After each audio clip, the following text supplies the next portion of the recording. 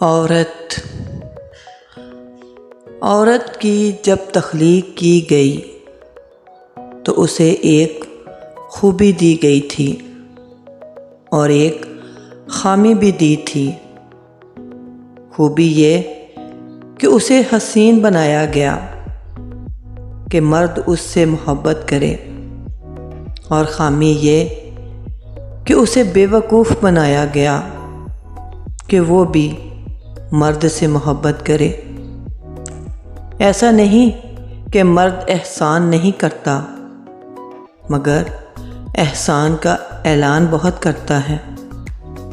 नादान औरत ये क्या जाने, सब घात लगाए बैठे हैं। बातों में कैसे आएगी, सब बात बनाए बैठे हैं। कब कदम भटकें, सब नज़र जमाए बैठे हैं। ये माल समझते हैं तुझको, बाजार सजाए बैठे हैं। मुँह से तुझे मज़लूम कहें, सोचों में नचाए बैठे हैं। ये बदकिरदार हैं, सूरत को छुपाए बैठे हैं।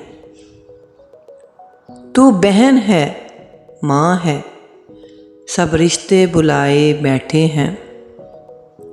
तू इन पर भरोसा ना करना, ये जाल बिछाए बैठे हैं। खुद अपनी हिफाजत करनी है, ये शर्म मिटाए बैठे हैं।